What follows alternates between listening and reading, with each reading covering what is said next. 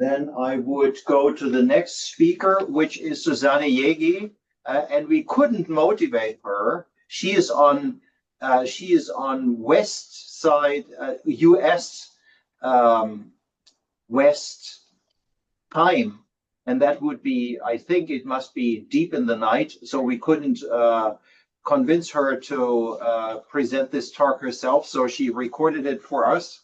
And this is what we play now. This is Susanne Jaeggi from Northwestern, and this is on the malleability of executive functions across the lifespan. Again, we are returning to lifespan, the role of individual differences. So everyone hears us? Oh, no. Hello, everyone. Thanks to Drs. Pozzato and Hommel for inviting me to talk to you today and be part of your exciting symposium, at least virtually. I'm so sorry that I can't be with you in person, but I hope I can visit another time. I'm going to tell you about some of the ongoing work that we do at our center, specifically the Sound Mind Collaboratory and the Brain Game Center for Mental Fitness and Wellbeing at Northeastern University in Boston. The picture on the left shows the building where we can be found as part of the Institute for Cognitive and Brain Health. Before I begin, though, I just want to give you a quick idea of what we do at the Brain Game Center. Our overall mission is to research, test, and disseminate evidence-based applications that benefit people across the lifespan in real-life activities, from how we see, hear, focus, and remember, make decisions, and tackle everyday problems. Essentially, with a team of full-time software developers, research, and academic staff, we are developing app and web-based applications to assess and promote cognition across the lifespan. Our software is freely available for researchers, and the link and QR code is provided here. To be honest, I don't really know whether it's available in China, but in general, we're very happy to share and collaborate with you all. Just feel free and reach out to us. I'm also co-directing the Sound Mind Collaboratory with my colleague Aaron Seid, pictured here in the lower left. The collaboratory is the intellectual counterpart that leverages the technology that we develop at the Brain Game Center. Broadly speaking, our research focuses on understanding mechanisms and/or improving a wide spectrum of cognitive functions, including executive functions, memory, vision, and hearing. We also leverage the arts to achieve those goals as a more holistic approach. In terms of populations, we work with individuals across the lifespan, and our methodology includes a wide range of approaches from behavioral measures to neuroimaging. So just to give you a little bit of an overview of what we're working at. The focus of today, though, is on executive functions, which, as most of you surely know, describe the cognitive mechanisms that control and regulate the context of working memory and action. Essentially, executive functions allow us to get things done. Executive functions include a wide array of abilities, including the ability to plan and organize our tasks, ignore distracting information, and to control impulses and regulate emotions. The common theme across these diverse examples is that they are typically effortful, and they require conscious attention. Furthermore, their performance is driven by the integrity of the prefrontal cortex. I'm providing you a link below that provides an in-depth investigation of the structure, neural mechanisms, and computation of the frontal lobe that enable higher level thought, including executive functions, if you're curious about. So this is just fairly new. It came out last year. In my lab, we've been focusing a bit more specifically on ways to promote executive functions and related cognitive constructs. And you might ask yourself, why would we want to train executive functions and the neural circuits that are implicated in executive functions? Well, first of all, why wouldn't we want to become better at all the skills that I mentioned before? As you can surely appreciate, executive functions are essential for pretty much anything that you do in your daily life. Research has shown that they are highly predictive for things like school readiness, high school completion, job productivity, even keeping a job, social skills, you name it. Luckily, they are also malleable. For example, my colleague Chong, from whom you will hear tomorrow, I believe, has shown that schooling affects executive functions. Other work has shown that socioeconomic status also predicts executive functions, in that kids from more privileged backgrounds are more likely to have better executive function skills. Unfortunately, there are also many instances in which our executive functions fail. If you have ever been under severe stress, for example, you might have noticed that your executive functions were compromised. It was probably hard to keep track of things and to focus your attention on the task that had to be done. But not only stress is detrimental to executive functions are often critically impaired in many developmental and clinical disorders, such as ADHD, depression, but also brain injuries or stroke. And finally, it is one of the main functions that gets worse when we get older. Finally, there are extensive individual differences in the extent to which someone is able to focus their attention in the face of distraction or regulate their emotion. So overall, it would be pretty impactful if we had tools to promote those skills for individuals in need. And that will be the focus of today's talk. So the critical question is here whether training executive functions might generalize beyond the specific task that was trained. So are you able to get better not just in the very specific training task, but do you see some other effects that go beyond this trained environment and even show evidence of performance improvements in everyday functioning? And as you already heard from my colleague Julia Karbach, the answer is likely yes. So a few years ago, in a meta-analysis led by my graduate student Jackie Au, here shown on the right, we looked at the effects of training and very specific executive function task, here a so-called NBAC task, shown on the top, where participants have to encode and recall an increasingly long list of items in the correct order. For example, here animals. And the extent to which training on this task generalizes to problem-solving tasks such as matrix reasoning. An example that you see in the lower left, where participants are asked to figure out what type of pattern or shape would fit into the empty slot in the lower right to make logical sense.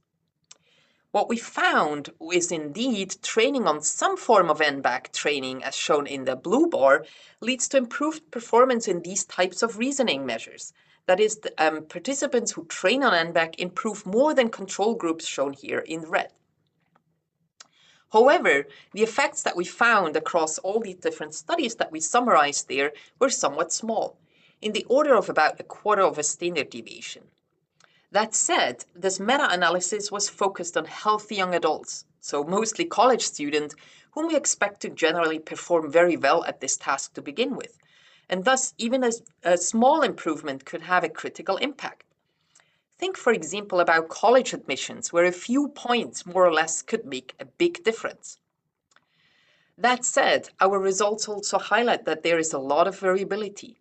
Some studies seem to find generalizing effects, and some don't. The question is why? And this is really the key question that we are interested in. Under what condition does training work? Why does it work? And importantly, for whom? If you are interested, I'm also providing you with a link to a recent webinar on the topic that should be freely available. It covers the work of quite a few researchers in this field, and it will provide you with much more details than what I will be able to provide you with today. Starting at potentially relevant intervention features. One of the early features that we focused on was time on task. Essentially, we asked whether the time individuals spent training might matter for transfer. And what we found in several studies is that, perhaps not surprisingly, the longer participants train, the more likely it is that they show generalizing effects. Here again, to tasks that represent reasoning and problem solving, similar to the task that I showed you earlier and that I again I'm highlighting here in the left. We demonstrated these dose-response curves in older adults shown on the left graph, but also in young adults shown on the right. So in other words, it really matters how much time you spend training in order for you to show transfer. Other types of intervention features that we've looked at focused on the potential benefits of multisensory input. What we've done here, led by our former postdoc Anja Pahor, is to randomly assign participants to either unisensory condition, so either visual stimuli, or alternating between visual or auditory stimuli, or multisensory, in which each visual stimulus was consistently paired with an auditory stimulus. What we found was that during training, there was a little bit of a difference between the alternating conditions and the others, in that the alternating versions learned, the participants who performed the alternating versions learned less. But importantly, when we looked at transfer, it was the multisensory condition that outperformed all other groups, providing evidence that multisensor training is more likely to generalize beyond the specific training domain. At the same time, what we typically observe in our work, but also others, is that not everyone improves. Here on the left, I'm showing you an example of individual training trajectories of older adults that trained on an NBAC task over the course of 4 weeks. So very similar to that remembering the animals task that I've showed you earlier. And as you can see, there are individuals like the person illustrated in purple that you can see at the bottom of the graph that hardly improve across the intervention period. So in contrast, others, like the individuals shown in light green or even blue, that there are some others that show quite substantial learning over the course of the intervention. The question is whether improving during training might be relevant for transfer. Essentially, does it matter how much participants learn during training? Does this translate to the extent to which they show generalizing effects? Well, the answer is yes. What I'm showing you in this graph here are data from children. And what I did here is divide the kids that show very little training gain, like the training curve in purple shown on the left, and those that show substantial gains, like the curve in green. On the y-axis are the effect sizes of improvement in non-trained matrix reasoning tasks. And the reason why you don't see a column for those with small training gains is because they literally did not show any transfer. So that means those who didn't show any learning during the task, they didn't show any transfer either. Instead, those who improved a lot during training, those were the ones that showed transfer, providing evidence that it matters how much you learn. The control groups shown in red are somewhere in the middle, but importantly, they didn't show this relationship between the extent of training and transfer and matrix reasoning, suggesting that these transfer effects are really specific to the type of training that was done here. In a series of follow-up studies, we dug a little bit deeper into this question. And here, because we also wanted to include the control group and what they might learn and whether that might affect transfer effects also, we ran a series of mediation models in that we tested the extent to which improvements in a near transfer task, that is a very similar task that the ones participants trained on, might predict the likelihood that they also improved in matrix reasoning tasks. And here, for that matter, we also looked at a battery of non-trained measures of working memory at the latent level. And we showed that this was indeed the case, illustrating again that in order to show transfer, it is important that individuals show learning during training, which is then reflected in the degree that they show improvement in near transfer. And ultimately, again, that translated into the degree that they showed far transfer effects. This finding was specific to the trained domain. That is, if we used other types of outcomes as controls, such as inhibition task, the mediation was not significant. The key question here is now how we can get participants to improve and learn during training. What can we do to maximize task improvement during training? One thing that we commonly observe in our work is that engagement matters. That is, here in this example, if we simply ask participants to self-report how much effort they put into their training, we see that this correlates with the degree of improvement. So, not surprisingly, the more engaged, the more effort they put into training, the more likely it is that they actually show learning too. The question here again is how we can get participants to engage.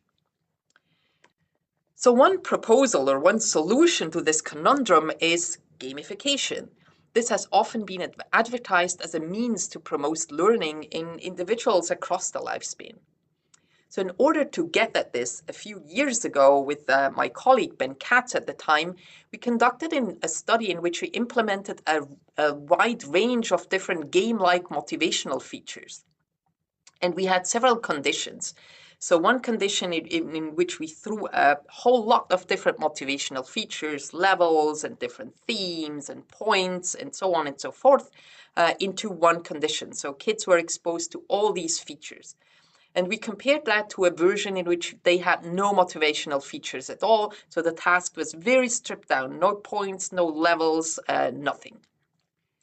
And when we then looked at learning as a function of receiving all motivational features or no motivational features, what we found was very interesting. So what I'm showing you here on the y-axis is the average training gain in these individuals that received the version with no motivational features at all. So that did learning across the 3 days in this training task. If we compare this with the individuals that got all motivational features, well, what we see that these are actually the children that didn't improve at all or not as much as the ones with no motivational features. And the question is why? So the limitations here are potentially that gamification can be distracting, especially if we use poor design. So here I'm just showing you an example of one of the early versions of an NBAC task that we developed in the Brain Game Center, which is essentially an NBAC task where individuals had to navigate this complicated spaceship, and they had to collect these different items. At the same time, they had to remember them in order. And it's a very complicated task, and they had to monitor all the different features, kind of how many items they had to collect. They had to monitor their fuel levels and so on and so forth. So a lot of things to pay attention to. And essentially, it distracts from the core feature of the task, and ultimately it prevents learning, which means we have to be very careful in kind of how we are implementing these motivational features in order to not be detrimental for learning. And this is part of our ongoing studies in which we're trying to implement features so they are actually making. Building on this work, we implemented variants of games to illustrate the extent to which principled game design might matter. That is, we developed a very boring non-game version of the task in which we simply showed colored blobs without any motivational features. Then we had the full game on the bottom in which participants had to navigate an astronaut through obstacles, collecting relevant crystals, but in a way that was minimally distracting. Or that's what we hoped.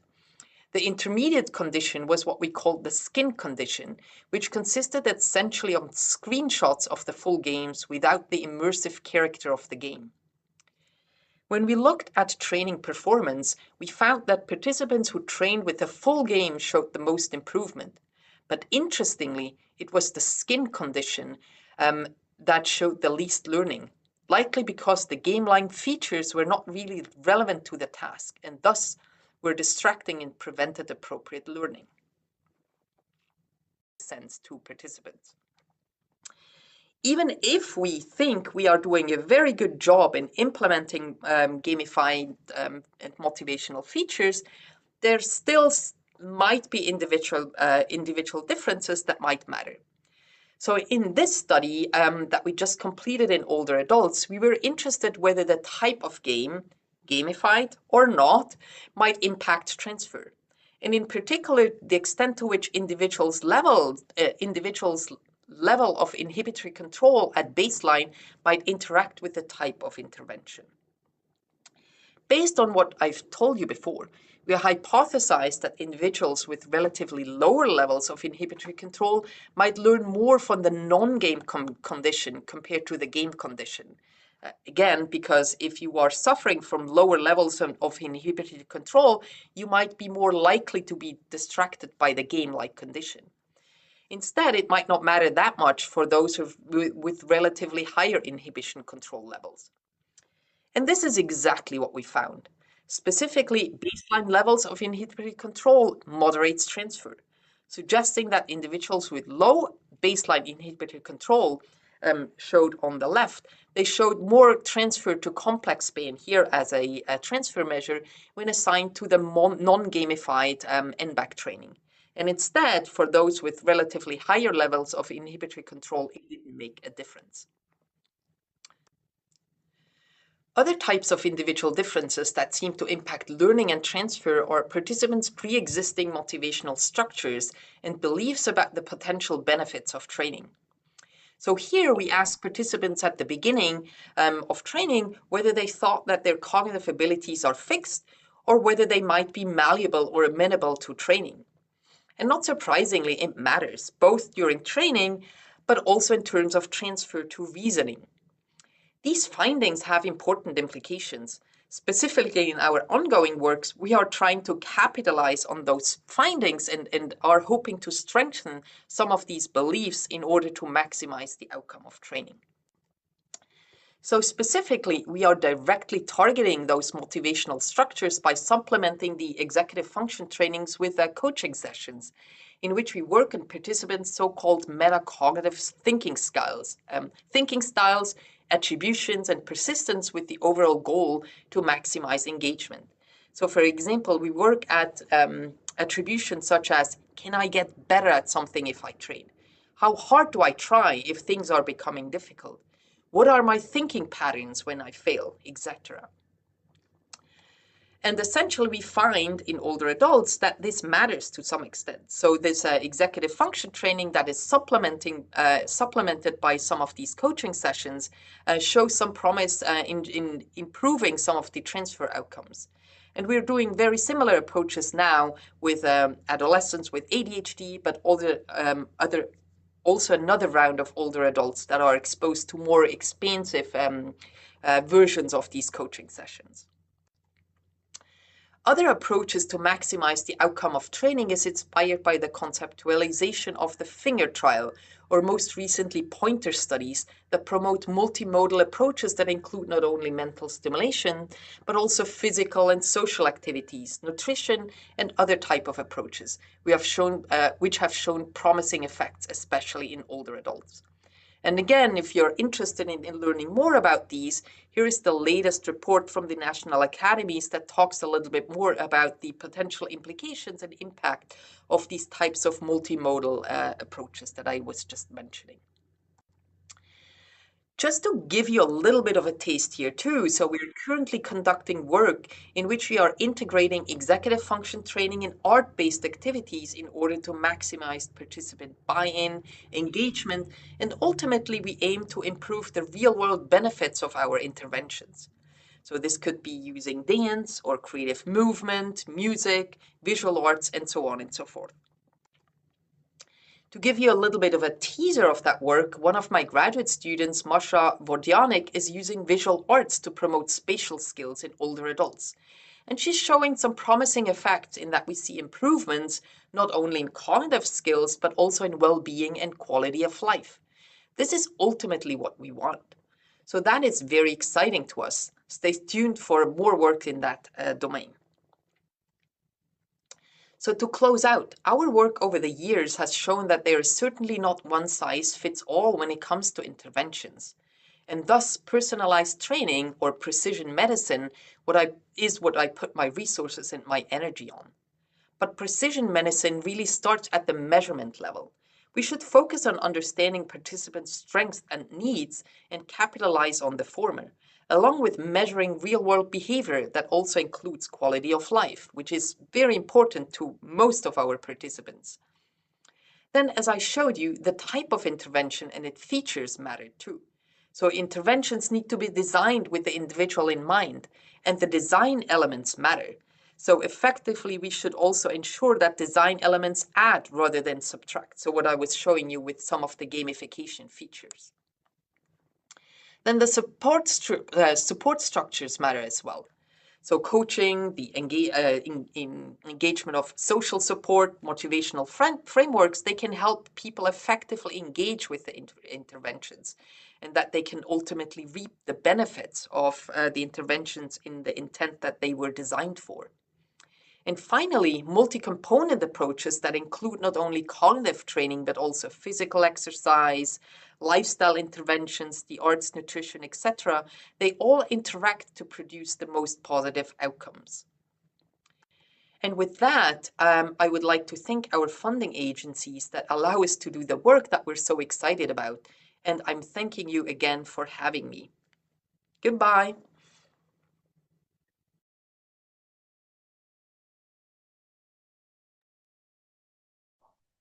So there will be no question. You can ask questions, but there will be no answer.